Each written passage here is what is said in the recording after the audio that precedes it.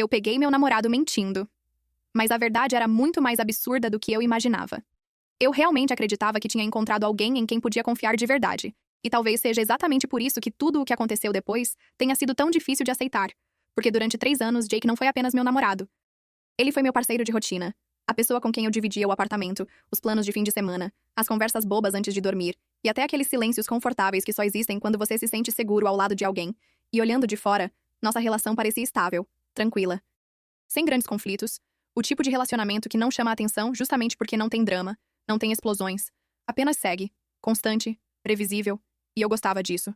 Gostava da sensação de estabilidade, de saber o que esperar, de não precisar questionar cada palavra ou atitude, porque confiança, para mim, sempre foi a base de tudo.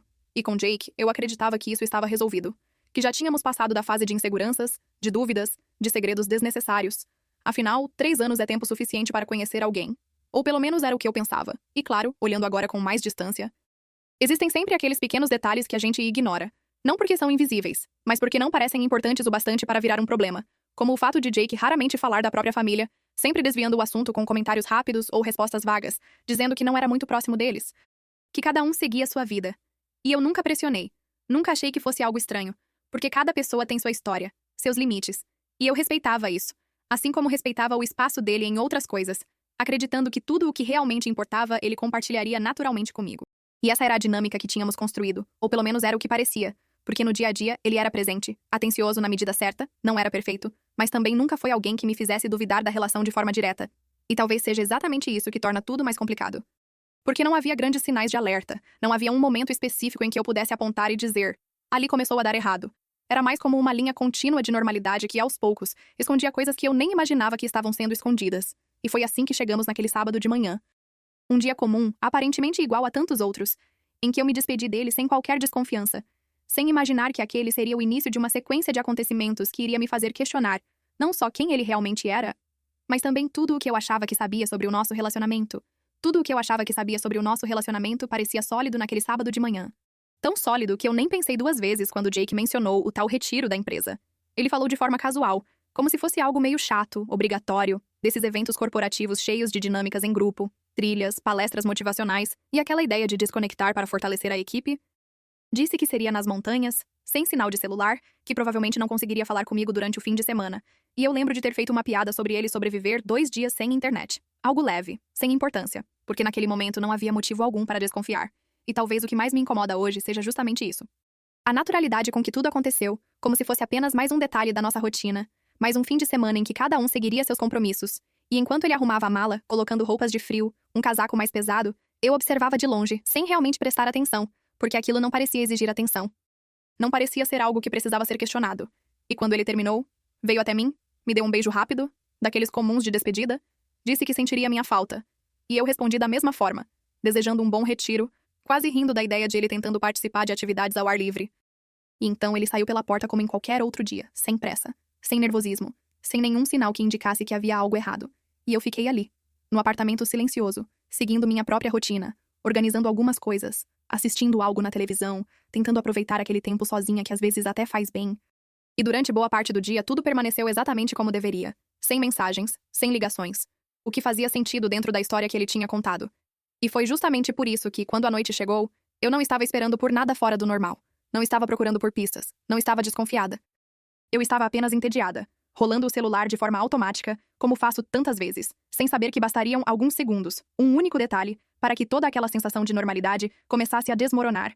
Porque foi nesse momento, quase sem perceber, que eu abri um story que não deveria significar nada. Mas que acabou mudando tudo. Aquele story que não deveria significar nada, acabou sendo o começo de tudo. E eu percebi isso no exato segundo em que meus olhos demoraram mais do que o normal para passar para o próximo. Porque no meio de um vídeo comum, com música alta e luzes coloridas de um bar qualquer no centro, havia algo que não encaixava. Uma presença familiar demais para ser ignorada. E eu voltei o vídeo. Assisti de novo, dessa vez prestando atenção, diminuindo a velocidade mentalmente, tentando ter certeza de que não estava imaginando coisas. E lá estava ele, ao fundo, meio desfocado, mas inconfundível Jake, com uma cerveja na mão, rindo, completamente à vontade, como se aquele fosse exatamente o lugar onde ele deveria estar. E não em um retiro sem sinal de celular no meio das montanhas. E por alguns segundos eu simplesmente fiquei parada, olhando para a tela, esperando que alguma explicação surgisse sozinha, que talvez fosse alguém parecido, que fosse um engano de percepção. Mas quanto mais eu assistia, mais claro ficava que não havia erro. Era ele, e o contraste entre a imagem e a história que ele tinha me contado começou a criar uma sensação estranha no meu peito, uma mistura de incredulidade com desconforto. Porque não era apenas uma pequena mentira, não era um detalhe irrelevante, era algo completamente diferente do que ele havia dito. E ainda assim, a primeira coisa que passou pela minha cabeça não foi raiva, foi dúvida. Uma tentativa quase automática de encontrar uma justificativa. Talvez o retiro tivesse sido cancelado, talvez fosse um evento da empresa na cidade, talvez ele não tenha conseguido avisar. Eu comecei a construir possibilidades para sustentar a versão que eu queria acreditar. Mas nenhuma delas fazia muito sentido, principalmente porque ele tinha sido tão específico, tão claro sobre onde estaria. E então veio a segunda onda de pensamentos, mais direta, mais difícil de ignorar. E se ele tivesse mentido? E se aquilo tivesse sido planejado desde o início? E se eu simplesmente não soubesse de uma parte da vida dele que ele nunca quis mostrar? E foi nesse momento que algo mudou dentro de mim. Não completamente, mas o suficiente para me tirar da passividade.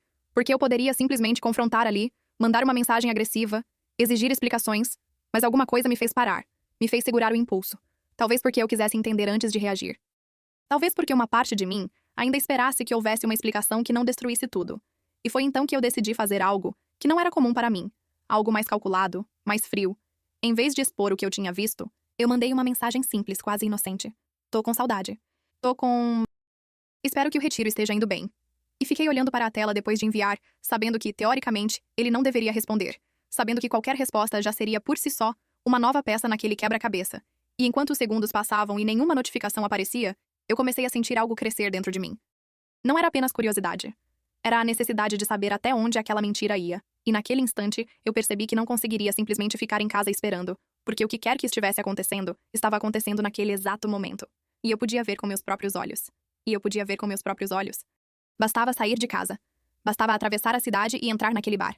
E foi exatamente isso que começou a tomar forma na minha cabeça naquele instante. Não como um impulso totalmente irracional, mas como uma decisão que fazia cada vez mais sentido quanto mais eu pensava. Porque ficar ali, esperando, imaginando cenários, criando teorias, não ia me dar resposta nenhuma, só ia alimentar a ansiedade. E eu já sabia que não conseguiria dormir sem entender o que estava acontecendo. Então, antes que eu pudesse mudar de ideia, me levantei do sofá e fui direto para o quarto, abrindo o armário sem pensar muito. Escolhendo uma roupa que eu sabia que me fazia sentir bem, não por vaidade naquele momento, mas porque eu precisava de algum tipo de controle, de alguma sensação de firmeza para enfrentar o que quer que estivesse me esperando do outro lado daquela porta. E enquanto me arrumava, meu celular continuava ali. Em cima da cama, silencioso, sem nenhuma resposta da mensagem que eu tinha enviado. O que, de certa forma, só confirmava a história que ele tinha contado. Ou pelo menos a parte do sem sinal. E isso tornava tudo ainda mais estranho, porque como alguém pode não ter sinal, e ao mesmo tempo estar claramente ativo em um bar no centro da cidade? E essa contradição começou a me incomodar de um jeito que eu não conseguia mais ignorar. Então peguei minha bolsa, respirei fundo e saí do apartamento, sentindo o ar da noite bater no rosto enquanto descia pelo elevador, tentando organizar meus pensamentos, porque até aquele momento eu ainda não sabia exatamente o que faria quando chegasse lá. Não sabia se iria confrontar, observar de longe, ou simplesmente confirmar o que já parecia óbvio e ir embora. E talvez o mais honesto seja admitir que, no fundo, eu ainda não queria acreditar no pior. Ainda existia uma parte de mim tentando segurar aquela imagem de 3 anos de relacionamento estável, tentando encaixar aquilo em alguma explicação que não destruísse tudo de uma vez. Mas ao mesmo tempo, cada passo que eu dava na direção daquele bar era um passo para longe dessa ilusão. E quando entrei no carro e comecei a dirigir, o silêncio dentro dele parecia amplificar tudo o que eu estava sentindo. O som do motor, as luzes da cidade passando rápido, tudo contribuía para aquela sensação de que eu estava prestes a cruzar uma linha que não teria volta. E quando finalmente parei na frente do lugar, reconhecendo a fachada pelas imagens do Story, senti meu coração acelerar de uma forma que não acontecia há muito tempo. Não era apenas nervosismo. Era antecipação, medo, raiva contida, tudo misturado, e por alguns segundos eu fiquei ali, parada, olhando para a entrada, como se ainda pudesse escolher não entrar, como se ainda desse para voltar para casa e fingir que nada disso tinha acontecido. Mas eu sabia que não dava. Porque a dúvida já estava ali, e ela não ia desaparecer sozinha. Então abri a porta do carro, caminhei até a entrada, e no momento em que atravessei aquela porta, percebi que qualquer que fosse a verdade, eu estava prestes a encará-la de frente. E a primeira coisa que me atingiu quando entrei no bar foi o contraste entre o caos ao redor e o silêncio dentro de mim. Música alta, pessoas rindo, copos se chocando, luzes piscando, tudo acontecendo ao mesmo tempo, enquanto eu parecia caminhar em câmera lenta, com os olhos percorrendo o ambiente, tentando encontrá-lo. E por um instante, eu pensei que talvez não estivesse mais ali, que eu tivesse chegado tarde demais. Que aquilo tudo não passasse de um erro de interpretação, mas então eu vi, sem esforço, sem precisar procurar muito, como se ele sempre tivesse estado ali, exatamente onde o vídeo mostrava, em uma mesa alta, encostado de forma relaxada, com uma bebida na mão, rindo de algo que a pessoa à sua frente tinha acabado de dizer. E foi nesse momento que meu corpo inteiro reagiu, Como se aquela imagem tivesse mais impacto do que qualquer confirmação lógica, porque não era apenas o fato de ele estar ali, era a forma como estava, confortável, presente, completamente inserido naquele ambiente que ele disse que não faria parte do fim de semana dele. E então meus olhos se voltaram para a pessoa com quem ele estava, uma mulher que eu nunca tinha visto antes, sentada de frente para ele, com o corpo inclinado na direção dele, como se estivessem em uma conversa íntima, e havia algo na linguagem corporal deles que me fez prender a respiração por um segundo. O braço dele apoiado na cadeira dela, a proximidade, o jeito como riam juntos, como se compartilhassem algo que ia além de uma simples conversa casual. E naquele instante uma conclusão se formou quase automaticamente na minha cabeça. Rápida, dolorosa, difícil de ignorar, porque tudo apontava para a mesma direção. E eu senti o coração acelerar ainda mais. Não apenas pelo choque, mas pela sensação de estar vendo, com meus próprios olhos, algo que eu nunca pensei que veria depois de 3 anos de relacionamento. E mesmo assim, eu não me movi imediatamente. Fiquei ali, parada, observando por alguns segundos que pareceram muito mais longos do que realmente foram. Como se parte de mim ainda precisasse daquele tempo para absorver a cena, para aceitar que aquilo era real. E nesse curto intervalo, uma enxurrada de pensamentos passou pela minha cabeça. Lembranças, conversas, momentos que agora pareciam ganhar um significado diferente, como se algo sempre tivesse estado ali. Escondido, esperando para ser revelado daquele jeito abrupto. E ao mesmo tempo, uma outra parte de mim começou a se impor, mais firme, mais direta, recusando-se a continuar apenas assistindo, porque independentemente do que aquilo fosse, eu não ia sair dali sem respostas. E foi então que respirei fundo. Ajustei a postura e comecei a caminhar na direção da mesa, sentindo cada passo mais pesado do que o anterior. Não por hesitação, mas pela certeza de que, ao chegar até ele, não haveria mais volta. Não haveria mais espaço para a dúvida, apenas para a verdade. Qualquer que fosse ela, qualquer que fosse a verdade. Eu estava prestes a ouvi-la, e à medida que me aproximava da mesa, o som ao redor parecia desaparecer, como se tudo estivesse sendo abafado pelo meu próprio foco. Até que eu finalmente parei ao lado deles, perto o suficiente para que ele levantasse o olhar e me visse. E o que aconteceu naquele instante foi tão imediato quanto revelador. O sorriso dele sumiu. O corpo travou por um segundo. E a cor do rosto simplesmente desapareceu.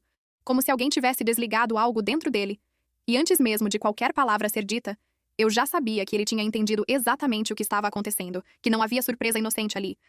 Não havia explicação simples pronta, havia apenas o reconhecimento de que ele tinha sido pego. E foi então que eu falei, mantendo a voz mais firme do que eu mesma esperava. As montanhas parecem bem diferentes do que eu imaginava. E a frase saiu quase automática, carregando tudo o que eu não precisava explicar diretamente. E o silêncio que se seguiu foi pesado, desconfortável, porque ele não respondeu. Não imediatamente. Apenas ficou me olhando, como se estivesse tentando montar uma resposta que não vinha, enquanto a mulher à frente dele começou a alternar o olhar entre nós dois, claramente confusa com a situação, e então ela perguntou. De forma direta, sem entender o contexto. Quem é você? E aquele foi o momento em que tudo saiu do campo das suposições e entrou na realidade concreta, porque eu respirei fundo e respondi, sem hesitar. A namorada dele. E assim que as palavras saíram, eu senti o impacto delas não só em mim, mas nos dois à minha frente. Porque o rosto dela mudou imediatamente, a confusão se transformando em algo mais atento, mais alerta. E por um segundo eu esperei a reação que parecia mais óbvia, choque, culpa, talvez até um pedido de desculpa vindo dele. Mas o que veio a seguir não foi nada disso, e foi justamente isso que fez a situação tomar um rumo completamente inesperado. Porque ela franziu levemente a testa, como se estivesse tentando encaixar aquela informação em algo que não fazia sentido, e então disse, com uma naturalidade que quebrou completamente a lógica da cena. A namorada? Mas eu sou a irmã dele. E por um instante tudo ao meu redor pareceu parar, como se alguém tivesse retirado o som do ambiente. Porque aquela resposta não se encaixava em nada do que eu tinha acabado de ver, nada do que eu tinha assumido, e eu fiquei ali, parada, olhando para ela, tentando processar o que tinha acabado de ouvir, enquanto minha mente tentava desesperadamente reorganizar tudo o que eu tinha construído até aquele momento. E quando voltei a olhar para o rosto dela com mais atenção, foi impossível ignorar o que antes eu não tinha percebido. Os traços em comum, os olhos, o formato do rosto. Algo que agora parecia óbvio demais para ter passado despercebido. E lentamente, a sensação de traição começou a se transformar em algo diferente. Não menor, mas mais confuso, mais profundo. Porque a pergunta que surgiu não foi mais: o que ele está fazendo com outra mulher? Mas sim, por que ele escondeu algo assim por tanto tempo? E foi nesse ponto que eu entendi que a mentira que eu tinha descoberto era apenas a superfície de algo muito maior. Era apenas a superfície de algo muito maior. E eu senti isso no instante em que o silêncio se instalou entre nós três. Um silêncio pesado, carregado de tudo o que ainda não tinha sido dito. Porque naquele momento, não havia mais como voltar atrás. Não havia mais como sustentar nenhuma versão incompleta da verdade. E eu olhei diretamente para Jake, esperando que ele finalmente falasse, que explicasse, que preenchesse aquele vazio com algo que fizesse sentido. Mas o que eu vi no rosto dele não foi alívio por não estar sendo acusado de traição. Foi medo. Um medo diferente, mais profundo. Como se a mentira que ele estava prestes a revelar fosse muito mais difícil de sustentar do que qualquer outra coisa. E foi então que eu disse, sem desviar o olhar. Você tem uma irmã, E nunca me contou? E a pergunta saiu mais calma do que eu imaginava, mas carregava um peso que ele não conseguiu ignorar, porque ele respirou fundo, passou a mão pelo rosto, claramente tentando ganhar tempo, enquanto Megan, agora não mais uma desconhecida, olhava para ele com uma mistura de incredulidade e irritação. Como se também estivesse percebendo que havia muito mais ali do que apenas um encontro escondido. E quando ele finalmente falou, a voz saiu baixa, quase falhando. Eu ia contar, em algum momento. E aquela resposta, vaga, fraca, só fez tudo piorar, porque não explicava nada, não justificava nada. Apenas confirmava que aquilo tinha sido uma escolha, uma omissão consciente mantida por anos. E Megan reagiu antes de mim, virando-se para ele com um tom que já não escondia a frustração. Você nunca contou para ela sobre mim? E ele não respondeu de imediato, o que por si só já era uma resposta. E foi aí que a verdade começou a sair. Não de forma organizada. Não como uma confissão clara, mas em fragmentos. Pedaços de algo que ele vinha escondendo há muito tempo. Ele admitiu que não tinha contado sobre a irmã, porque havia mentido para mim desde o início sobre algo que, para ele, parecia pequeno no começo. Mas que foi crescendo com o tempo. Ele disse que nunca se formou na faculdade, que reprovou no último semestre e simplesmente não teve coragem de me contar, e que, para sustentar essa mentira, precisou criar outras. Disse para a família que estava tudo bem. Disse para mim que tinha se formado. Construiu uma versão de si mesmo que não existia completamente. E quando Megan voltou para a cidade, ele não sabia como juntar esses dois mundos, porque para ela ele ainda era o irmão que tinha falhado, e para mim, ele era alguém que tinha seguido o caminho certo.